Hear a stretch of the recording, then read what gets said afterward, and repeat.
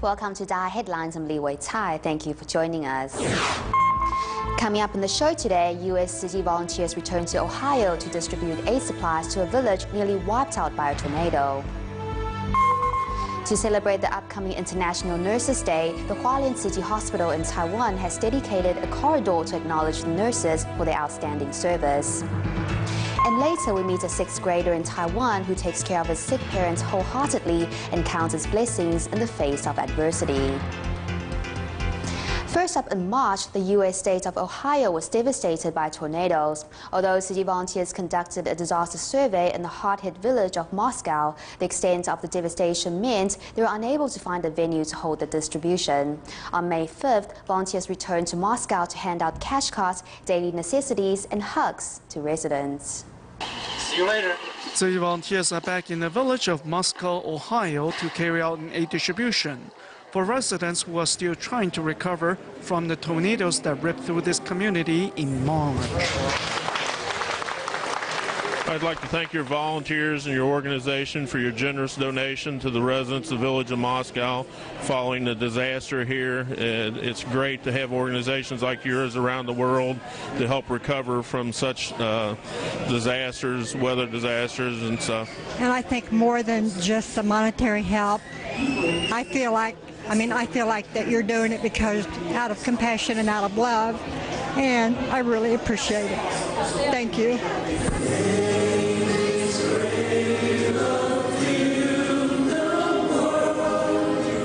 Handling the aid distribution are 51 volunteers from 4 different states. They were also joined by several Tzichins who took advantage of time off from school to help with the event. Seeing such young people with such deep love in their hearts, using their free time to come and help us with this event, has been very moving to see. And we really appreciate what you've done for us and the town.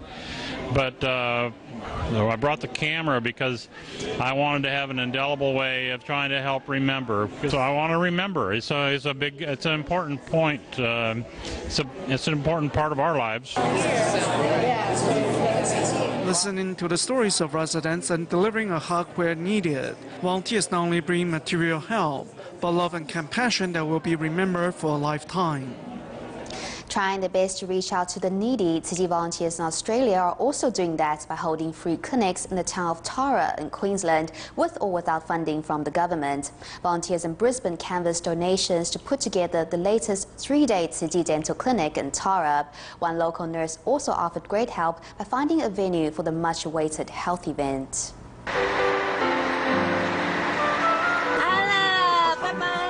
At 6 o'clock in the morning, 50 team of doctors and volunteers started their journey from Brisbane to travel to the town of Tara, 400 kilometers away.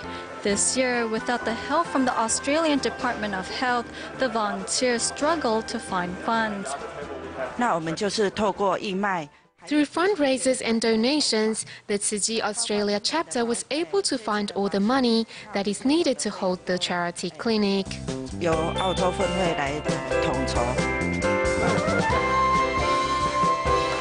While the previous years, where Tzu only offered medical expertise, this time volunteers must put together the health event from scratch. Fortunately, Kathy, a local nurse, helped find the venue for the clinic and even helped contact the patients.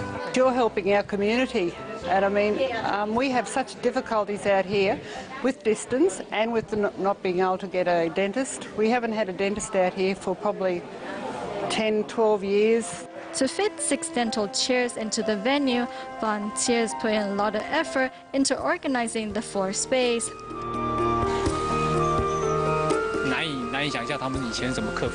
It is hard to imagine how they overcame the troubles to set up the venue in the past. I still remember seeing Brother Fu setting up the dental air compressors. It was very difficult. To join the free clinic, dentist Shi Bingbing flew in from Perth. Back then, she decided to become a dentist after volunteering at Tzuji's free dental clinic. And I think I can use that skill to be able to give back, then that makes me, that makes me happy. Team of doctors and volunteers slept on the floor at night during the 3-day event.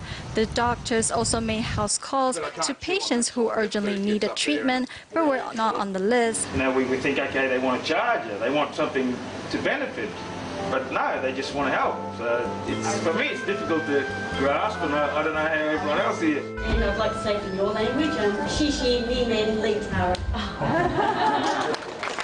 Thanks to the charity clinic, a total of 161 patients were treated. Seeing the success of the event, more and more community volunteers promised to join in again. See you next time.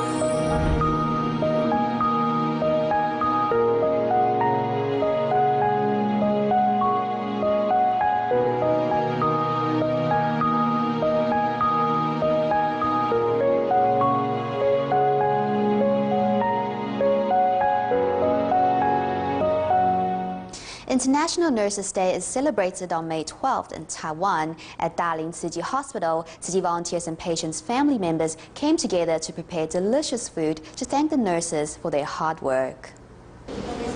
Busy peeling and cutting the carrots and broccolis, volunteers are working non-stop in the kitchen to celebrate International Nurses Day.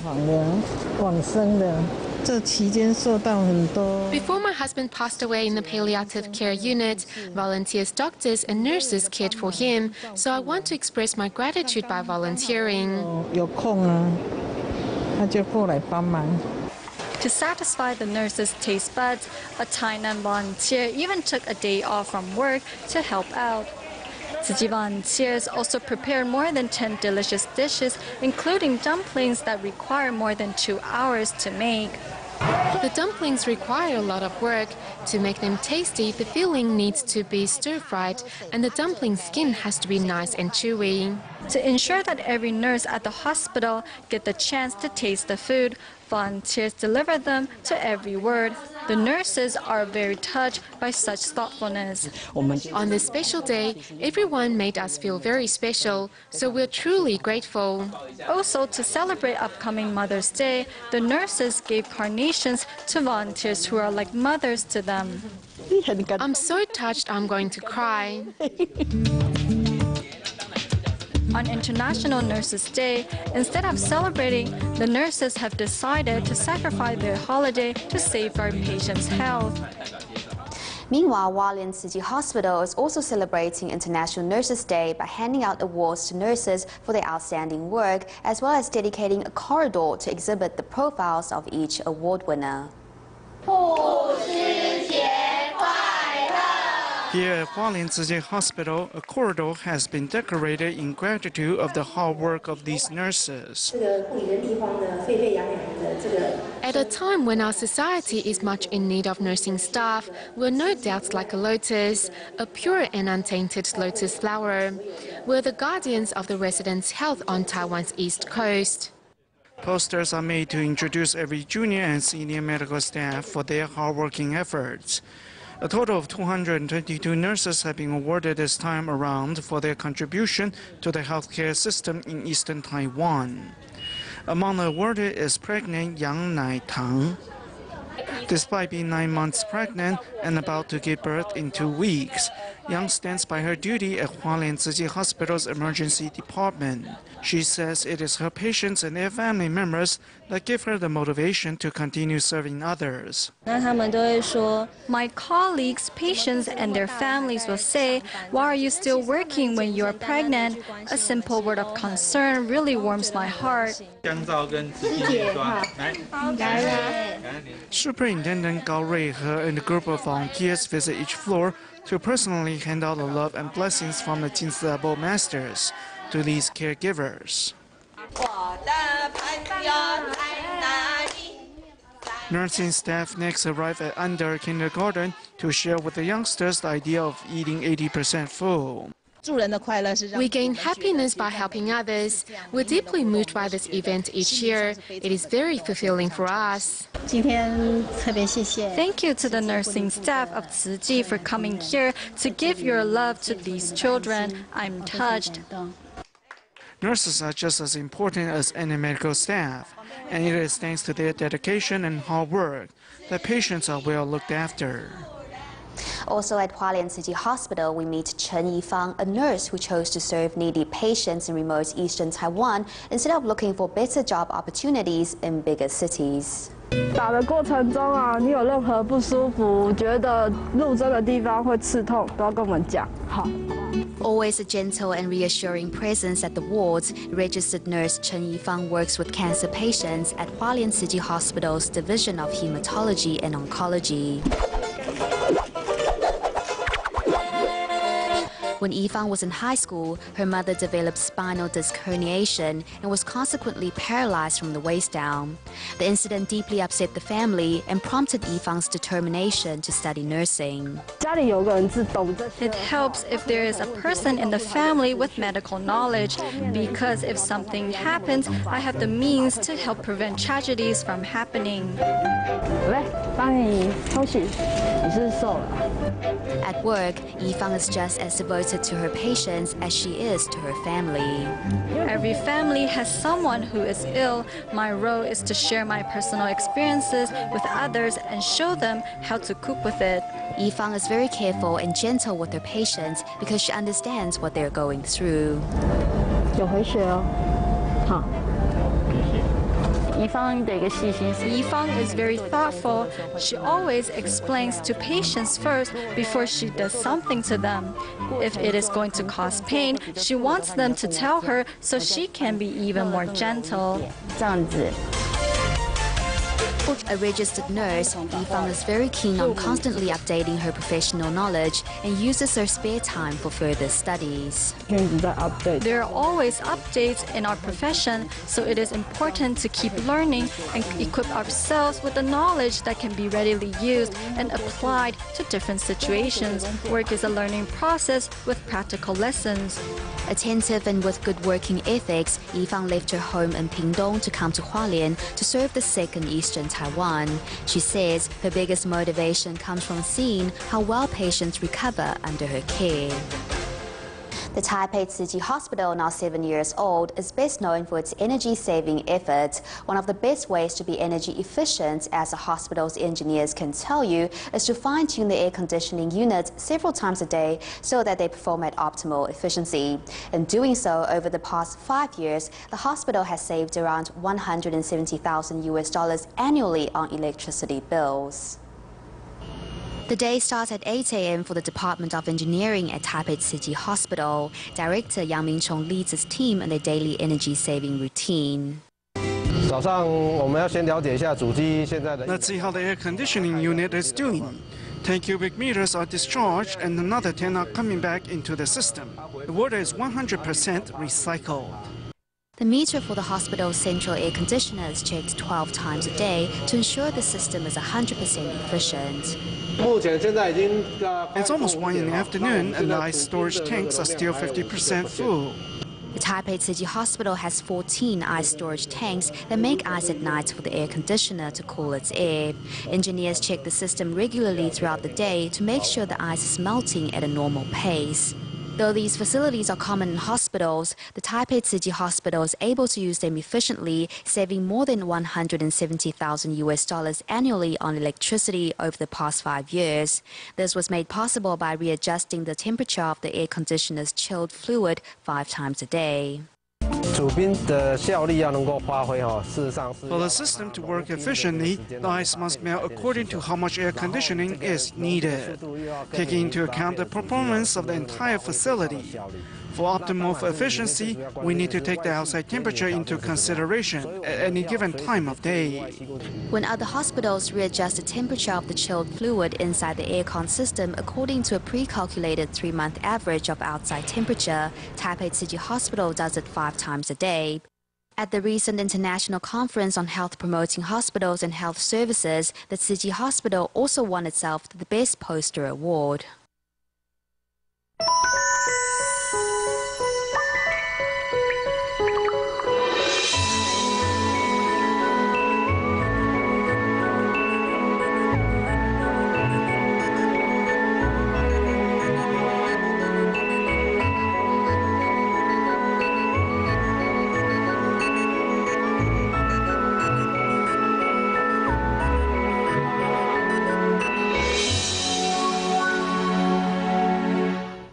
In our series on life's revelations, today we speak to 6th grader Cai Haihao.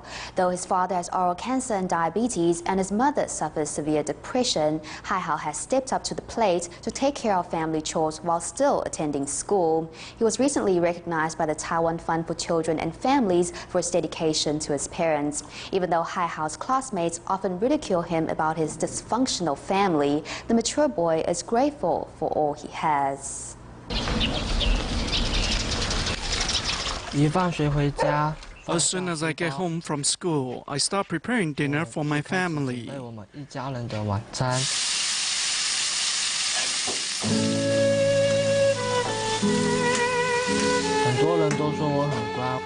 Many people tell me that I'm wonderful for helping out at home.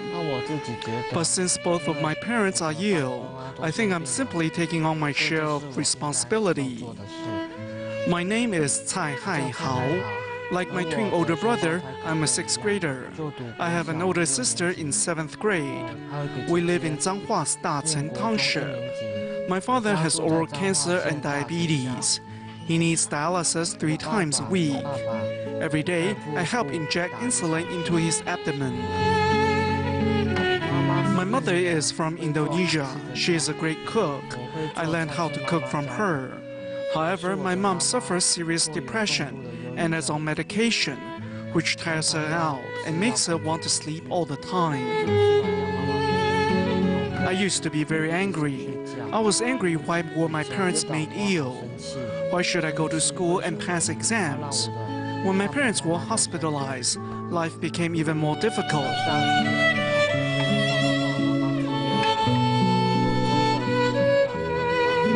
But Mom and Dad, honestly, I've never ever blamed you, for you have taught me so much. Dad, you taught me many fun games. Mom, you taught me many beautiful Indonesian songs.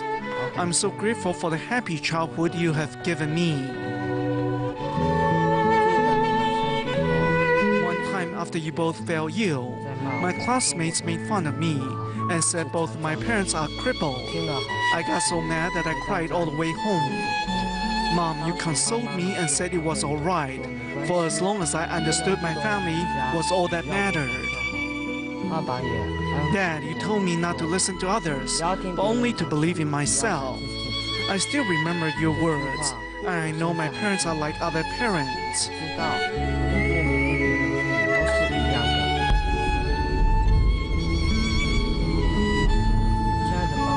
Dear Mom and Dad, you don't have to worry about me. Social workers from the Fund for Children and Families are very kind to me. They come visit often, and I also get computer lessons for free. Many people have reached out to me, so I want to become a social worker in the future to help those less fortunate. I will study hard and live every day happily. Thank you, Mom and Dad. I feel I live a blessed life. The next story takes us to Selangor, Malaysia to meet Xiao Yaxian, whose exemplary frugalness is a result of poverty in her childhood years.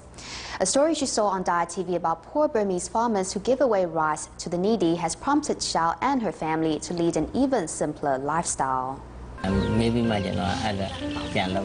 Xiao Yaxian was deeply moved by the generosity of the Myanmar farmers who gave away their rice to others in need despite their own poverty.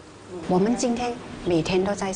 100% full every day, sometimes even 150% full. Why can't we be like them, be thrifty, and help others with the money saved? 80% full is even better. Xiao keeps a simple life. She tries to minimize the monthly family food expenditure by making smart choices. On average, her family of 5 spends less than $180 per meal, and the kitchen scraps have even more uses. What's good about this is we don't waste the fruit peels. They decompose in soil and later becomes fertilizer. Since I cut down on my water use, I haven't been paying for water or electricity in the past 2 months. Xiao's husband, Chen Wangen, joins her in being energy efficient by collecting rainwater and saving energy. The climate is changing. It's very dry in some places. Since we don't have any major disaster here, why don't we save some water or power to protect the land? Any little money saved can contribute to a greater cause in the long run. Last year, I donated a second-hand truck to the recycling station. With the truck, our Dharma brothers won't be bothered with finding one to pick up staff. With a little more planning, any homemaker can practice the 80% full principle in more ways than just on food. The money saved can then be used to help those in need. Moving to Taiwan, teacher Luo Meili was a rebellious young woman who once traveled abroad without notifying her parents. The result? Silent treatment from her father for 3 whole years. Now a volunteer at Tzu Chi Teachers Association, as Meili rehearsed for the Buddha Day ceremony, she regrets her past behaviors and hopes to honor her parents through service work. Under the scorching sun, Tzu Chi volunteers rehearse at the Chiang Kai-shek Memorial Hall for the upcoming Buddha Day ceremony.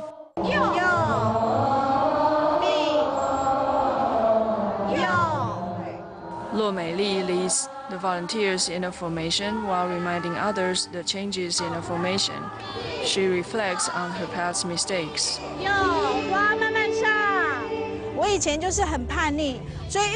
I was very rebellious. For me, Buddha Day means to reflect on what I did wrong and how bad I was to my parents. Now I'll do all I can to help out with Tzu Chi's charity work. Luo's big change now is a great contrast to her rebellious youth. Her father once did not speak to her for 3 years after she went away to Australia without telling her parents.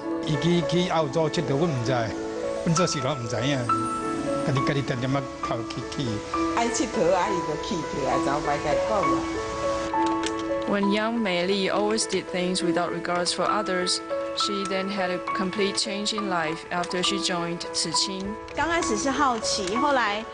It started out as curiosity. When I cried for 5 days in the 6-day camp, I suddenly realized that I was so blessed. I needed to do good as well as being filial to my parents. My attitude towards my parents all changed. That was all because of the teachings of Tzu Chi and Master Zhen Yan. Now she gets up at 5:30 every morning to listen to Master's broadcast. So now I let her do whatever she wants to do.